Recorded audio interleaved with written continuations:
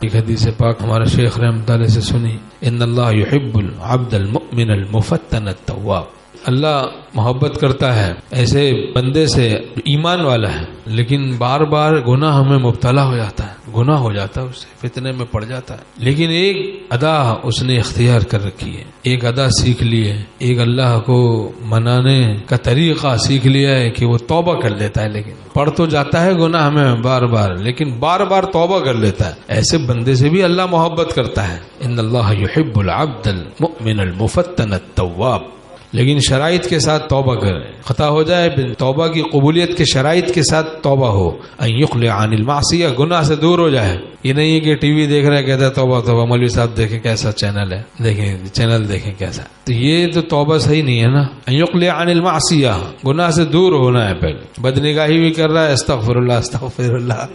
ہنس بھی رہا ہے، کیسا ظالم ہے بھائی، ندامت کہاں ہے دل میں، تو دل سے توبہ کر لیں خطا سے۔ ہمارا شعر ہے، آ گیا ابر باران رحمت، دل نے توبہ جو کی ہے خطا سے، التائب من الذنب کمن لا ذنب لہ، حدیث پاک میں توبہ کرنے والا ایسا جیسے اس نے گناہ کیا ہی نہیں۔ التائب حبیب اللہ، توبہ کرنے والا اللہ کا محبوب ہے۔ قرآن پاک میں ہے ان اللہ یحب التوابین، اللہ توبہ کرنے والوں سے محبت کرتا ہے۔ تو ان اللہ یحب العبد المؤمن المفتن التواب، اللہ محبت کرتا ہے اس بندے سے جو مومن ہے لیکن بار بار گناہ میں مبتلا ہو جاتا ہے لیکن پھر بار بار توبہ بھی کر لیتا ہے، ایسے بندے سے بھی اللہ محبت کرتا ہے۔ تو گنجائش ہی نہیں ہے، پتہ چلا مایوسی کی گنجائش ہی نہیں ہے، امید ہی امید رکھنی چاہیے۔ حکیم الامت مجدد الملت مولانا اشرف علی صاحب تھانوی رحمۃ اللہ نے فرمایا کہ یہ مراقبہ کرو کہ ان کو مجھ سے بہت محبت ہے، ان کو مجھ سے بہت ہی محبت ہے، اور گناہ سے پہلے گناہ کو بڑا سمجھو تاکہ نہ کر سکو،